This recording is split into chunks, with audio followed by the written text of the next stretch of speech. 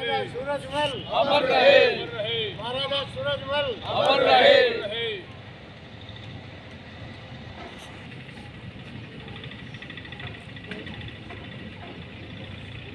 दो आदमी करते एक एक साथ जाओ।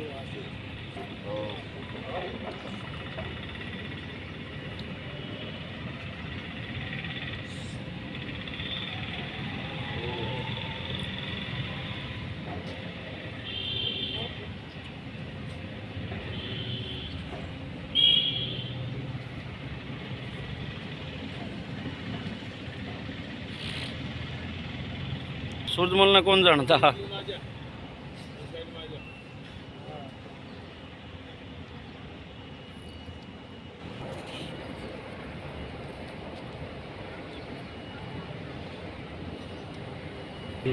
चालू कर दी मैंने, ठीक है।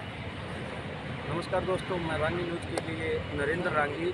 आज भिवानी के एकता पार्क में महाराजा सूरजमल की जयंती मनाई गई है। तो हर वर्ष की बात ही हर बार भिवानी के जो सामाजिक संगठन हैं, तमाम जो किसान साथी हैं, वो हर साल महाराजा सूरजमल की जयंती बनाते हैं बड़े ही हर्षोल्लास के साथ। नमस्कार जी। नमस्कार। जो महाराजा सूरजमल की आप लोग हर वर्ष की बात, इस वर्ष भी आप लोगों ने जयंती बनाई, तो क्या आज का जो युवा है वो महाराजा सूरजमल के पद चिन्हों पर चल रहा है?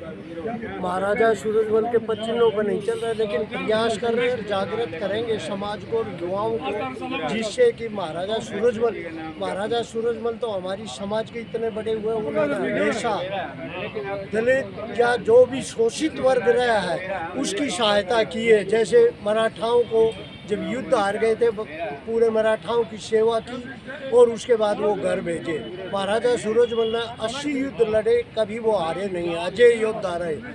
एक ब्राह्मण की लड़की को अंग्रेज ये मुसलमान उठा ले गए थे, उसने चिट्ठी लिखी थी, तो महाराजा सूरजमल दिल्ली पहुंचे और उन्होंने कहा कि मैं महारानी को लेके आया हूँ, या तो उसको छोड़ दो और नहीं तो मैं महारानी को भी दे जाऊँगा, और वो उस लड़की को छुड़ा के लेके आए।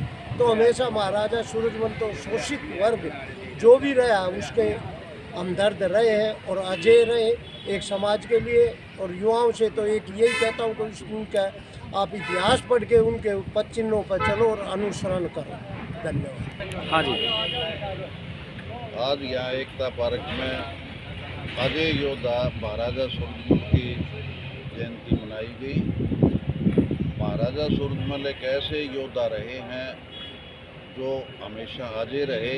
उन्होंने 80 युद्ध लड़े लेकिन कभी पराजित नहीं हुए।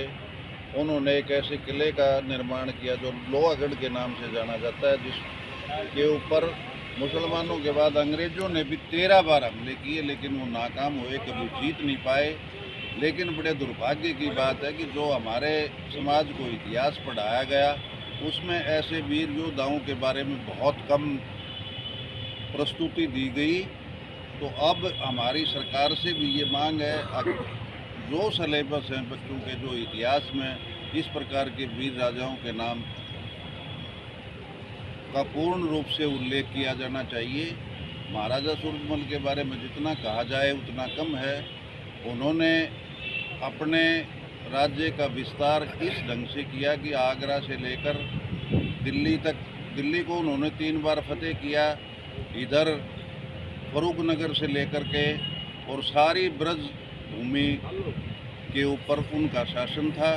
वो बहुत ही महान योद्धा थे, हम उनको नमन करते हैं।